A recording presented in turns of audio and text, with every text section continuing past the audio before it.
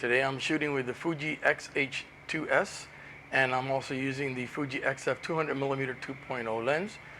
This lens is an equivalent of 280 millimeters at 2.0, and if I attach the included 1.4 extender, it goes to 2.8, and my millimeters would increase to 420 millimeters.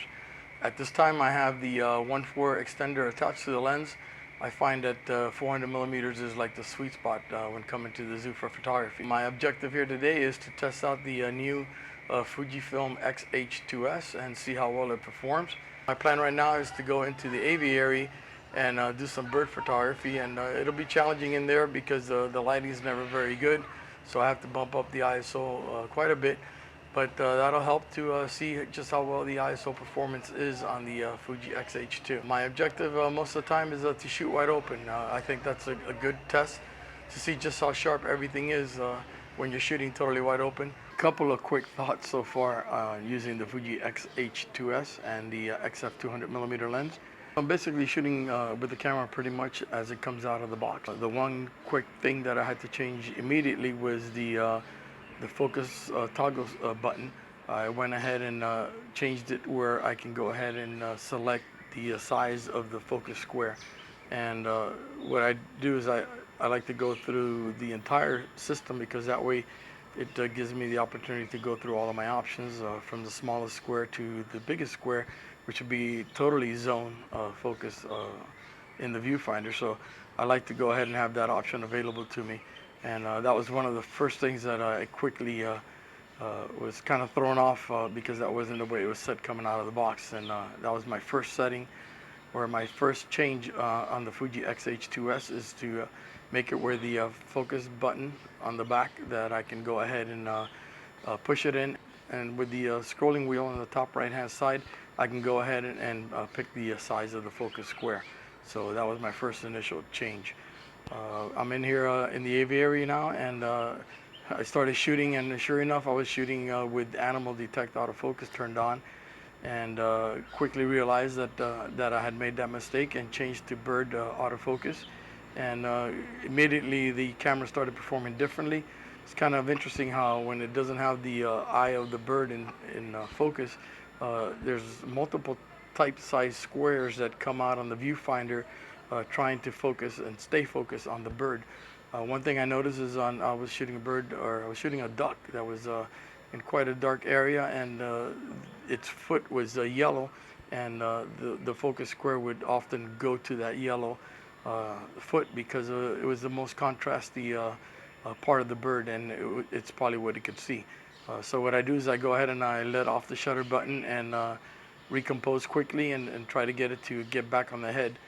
So that when the duck would lift his head up, I would have an opportunity to have the focus box get on the eye and take the photo. I haven't really had a lot of great opportunities so far for photography, but I am at least testing the high ISO performance of the camera and the focusing. One thing that kind of throws me off, and you gotta believe that there's some kind of a setting where the camera would be able to detect the type of animal that you're looking at. It's kind of strange to say. It's kind of odd that technology isn't there, but I'm sure if it could be, it would be. So you have to make sure that you select the type of subject that you're trying to focus on, and that's something that I have to muscle memory, that you need to remember to check your settings and see what they're on.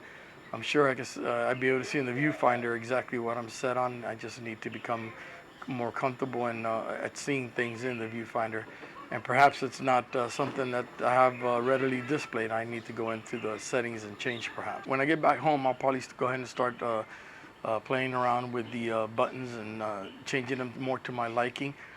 For sure, I would like to probably get a button where I could pick different face tracking subjects, birds, people, animals, and I guess maybe go through the whole sequence where you're picking the planes and cars or anything like that.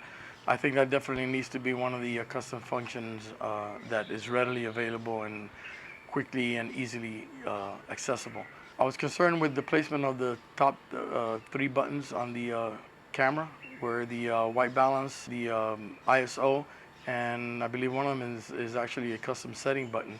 I was kind of concerned that perhaps it'd be a little awkward because the camera is kind of squarish, and you'd have to bring your finger and feel for these buttons and to go ahead and change your settings. Right now, basically, what I'm changing the most is the ISO, where I'm pushing the ISO button down, and I keep confusing myself and trying to change the ISO with the front dial, but it's actually set to the rear dial. So I need to see if that's something that could be reversed, or I just become accustomed to changing it with the rear dial. So I'm not getting a lot of great opportunities so far, but one thing we'll be able to know at least is how well the high ISO performs on the Fuji XH2s and the combination of the Fuji XF200mm 2.0 lens. Right now with the camera, it seems kind of slow to start up from the off position when you want to turn it on. With the new processor, that it would still be, it feels about the same speed as what the XT3 or XT4 would have felt like. So a couple of quick thoughts, and keep in mind please that everything right here is very preliminary as far as my usage of the Fuji XH2s and the Fuji XF200mm lens. It's the only lens I brought here today with the 1.4 extender. I did bring a couple of extension tubes in case I want to take any kind of a close-up photo, but that's all I brought, and I'm making it a point to just test this specific gear because it's the best lens Fuji has to offer. I am shooting a very difficult lighting situation. I'm having to bump up my ISO substantially high, 5000, 6400. It's still dark in here. I'm shooting birds, and I see that the box will get on the bird. At times you'll get a point on the eye, but it'll break away from the eye, and it seems like the box is challenged to stay on the bird like all the time. I can kind of understand it. It's a difficult environment, again, because I'm shooting in a very dark environment and the lighting is not the best. I'm sure the camera is getting thrown off by any contrast that it can find, and that's probably the reason for some of this. But we'll see how everything works out. So I just had a lot of difficulty trying to get the Fuji XH2s and the XF200mm with the 1.4 converter attached to focus. It was a challenging photo opportunity because the bird is pitch black. It's in a shaded area, and there's contrast behind it and some parts around it perhaps. And but I mean, I could just not get the camera to focus at all. I changed it to go through the full autofocus range. I changed it where it's just a smaller autofocus range, and these are the changes made on the switch on the lens. This isn't the fact that you can also go into these cameras and set focus limiters inside the camera bodies, and that's something that I actually am considering really getting into and trying to learn more about that. But if I had to say anything for sure, the camera struggles focusing on very dark birds in challenging lighting situation and contrast around it.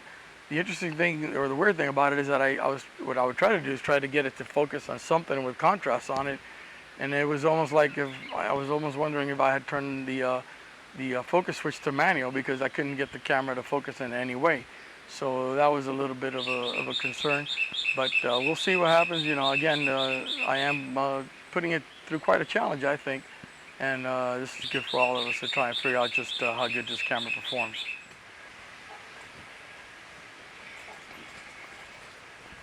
I've almost gone through one battery, which is a little bit disappointing, considering that I turn the camera off quite often between photos in hopes of preserving the battery.